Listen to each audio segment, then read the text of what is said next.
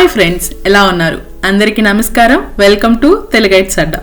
Friends, మనం ఉపయోగించే మాటలు మన సంబంధాలను, సంభాషణలను, జీవితంలో జరిగే ప్రతి ఒక్క పనిపై ప్రభావం చూపిస్తాయి. కొన్ని మాటలు ఒక వ్యక్తిలో నమ్మకాన్ని, ప్రేరణను, ఉత్సాహాన్ని మరియు తప్పుడు మార్గంలో నడవకుండా ఉండేందుకు సహకరిస్తే, మరికొన్ని మాటలనే ఈ మనిషికి అపనమ్మకాన్ని, బాధలను, నిరుత్సాహాన్ని మరియు అపార్థాలను సృష్టిస్తాయి. ఉదాహరణకి, భర్త భార్యతో నీ వంట చాలా అద్భుతంగా ఉంది, ఎలా చేశావు అంటే ఆ భార్య సంతోషంతో ఇంకా మంచిగా వంట చేయాలి అనే భావనలో ఉంటుంది. అదే నీ వంట అస్సలు బాగలేదు, ఇంకెప్పుడు నేర్చుకుంటావు అని అంటే తన మనసు నొచ్చుకుంటుంది. అదేవిధంగా మనం ఎవరినైనా ఈ పని నువ్వు చేయగలవు, నాకు నీ మీద నమ్మకం ఉంది అని ప్రోత్సహిస్తే ఆ వ్యక్తి ఆ పనిని చేయడానికి ప్రయత్నిస్తాడు. అలా కాకుండా ఈ పని నీ వల్ల కాదులే, ఇంకెవరికైనా అప్పు చెప్తాను అంటే ఆ వ్యక్తి ఆత్మస్థైర్యం కోల్పోతాడు. అంటే మనం ఉపయోగించే మాటలు ఒక వ్యక్తిని ఇంతగా ప్రభావితం చేస్తాయా అంటే ఎస్. మనం ఉపయోగించే మాటలు మనల్నే కాకుండా మన చుట్టుపక్కల ఉన్న వాళ్ళని కూడా ప్రభావితం చేస్తాయి. కాబట్టి ఈ మాటల ఎంపిక అంటే చాయిస్ ఆఫ్ వర్డ్స్ అనేది చాలా కరెక్ట్గా ఉండాలి. మన మాటల ద్వారా ఎదుటి వారిని ఇంప్రెస్ చేయాలి. ఇంప్రెస్ అంటే ప్రేమలో అబ్బాయిలు అమ్మాయిల్ని చేసేది కాదండి, మనం మాట్లాడే ప్రతి ఒక్కరితో అని. ఈ వీడియోలో మనం ఎదుటి వారిని ఆకర్షించే విధంగా మన మాటల ఎంపిక ఎలా ఉండాలి అనే దాని గురించి కొన్ని విషయాల్లో చర్చించుకుందాం. ముందుగా మొదటిది, స్పష్టంగా ఆలోచించి మాట్లాడగలగడం. మన మాటలు అనేవి స్పష్టంగా అందరికీ అర్థమయ్యే విధంగా అర్థవంతంగా ఉండాలి. చెప్పాలి అనుకున్నది స్పష్టంగా చెప్పగలగాలి. కొన్నిసార్లు మనం సిచ్యువేషన్లో స్పష్టంగా ఆలోచించి మాట్లాడకుండా అరే ఇలా మాట్లాడాల్సింది కదా, ఇలా చెప్పుండాల్సింది కదా, ఆ సందర్భాల్లో ఎందుకు గుర్తురావో ఇలా అని అనుకుంటూ మనల్ని మనం నిందించుకుంటాం. అందుకే ఎవరు ఏదైనా మాట్లాడినా, మనల్ని అడిగినా వెంటనే సమాధానం చెప్పాల్సిన పని లేదు. కొన్ని సెకండ్ల పాటు మీ మైండ్లో మీరు ఆలోచించుకొని అర్థవంతంగా చెప్పవచ్చు. అలా అని నీ పేరేంటి అంటే అంత ఆలోచించాల్సిన పని లేదు. సందర్భానుసారం మాట్లాడితే సరిపోతుంది.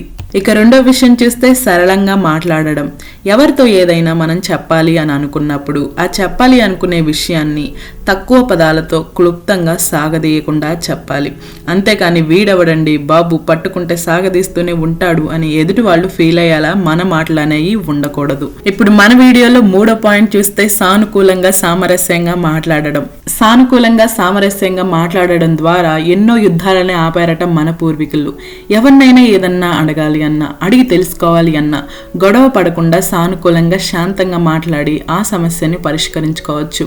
అంతేగాని నా తిక్కేంటో చూపిస్తా, అందరి లెక్కలు తేలుస్తా అని కయ్యానికి కాలు దువ్వాల్సిన పని లేదు.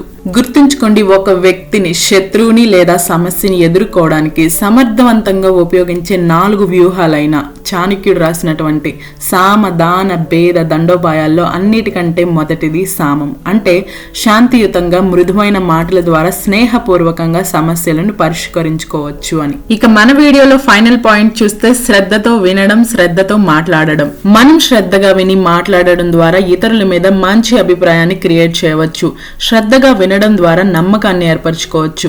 అంతేకాక మనం ఎవరితో అయినా మాట్లాడేటప్పుడు ఎదుటివారు వింటుంటే ఇంకా చెప్పాలి అనిపిస్తుంది. అలా కాకుండా వాళ్ళు మొబైల్ చూసుకుంటూ చెప్పు వింటున్నా అంటే చెప్పాలి అన్న ఆలోచన కూడా చచ్చిపోతుంది. అందుకే ఎవరైనా ఏదైనా చెప్పేటప్పుడు శ్రద్ధగా వినాలి. శ్రద్ధగా విన్నప్పుడే కదా శ్రద్ధగా మాట్లాడగలం, మంచి ప్రశ్నలు అడగగలం, అలానే కదా మంచి ఇంప్రెషన్ క్రియేట్ చేయగలము. అదే విధంగా ఎదుటివారు మన మాటలు వినాలి అంటే మన మాటలు అనేవి పరిణితితో కూడిన విధంగా ఉండాలి. పిల్లలు మాట్లాడుకున్నట్టు ఉండకూడదు. ఈ విధంగా మాట్లాడితే మనం ఎదుటి వాళ్ళ మీద మంచి అనుభూతిని క్రియేట్ చేయవచ్చు. అన్ని పాయింట్స్ ని ఒకసారి మెమరైజ్ చేసుకుందాం. 1, స్పష్టంగా ఆలోచించి మాట్లాడగలగడం. మనం ఏదైనా అడిగిన వెంటనే అస్పష్టంగా మాట్లాడకుండా కొన్ని సెకండ్స్ టైం తీసుకొని బదులివ్వవచ్చు. 2, సరళంగా మాట్లాడడం. సింపుల్ పదాలతో చెప్పాలనుకున్నది సోది లేకుండా క్లుప్తంగా చెప్పగలగాలి. 3, సానుకూలంగా సామరస్యంగా మాట్లాడడం. కయ్యానికి కాలు దువ్వకుండా పెద్ద పెద్ద సమస్యలను కూడా శాంతియుతంగా పరిష్కరించుకోవాలి. 4, శ్రద్ధతో విని శ్రద్ధతో మాట్లాడాలి. మనం మన మీద ఎవరికైనా నమ్మకాన్ని క్రియేట్ చేయాలి అంటే శ్రద్ధగా వినాలి, శ్రద్ధగా మాట్లాడాలి, మంచి ప్రశ్నలు విన్న సమాచారంలో నుంచి అడగాలి మరియు పరిణితితో కూడిన విధంగా మనం మాట్లాడాలి. ఇది ఫ్రెండ్స్ ఇవాల్టి వీడియో. మన చాయిస్ ఆఫ్ వర్డ్స్ తో ఎదుటి వారితో ఎలా మాట్లాడాలి అనేది తెలుసుకున్నాం కదా. ఈ వీడియో కనుక మీకు నచ్చినట్లయితే తెలుగైట్స్ అడ్డాకి సబ్స్క్రైబ్ చేయండి, లైక్ చేయండి, మీ ఫ్రెండ్స్ తో ఈ వీడియోని షేర్ చేయండి.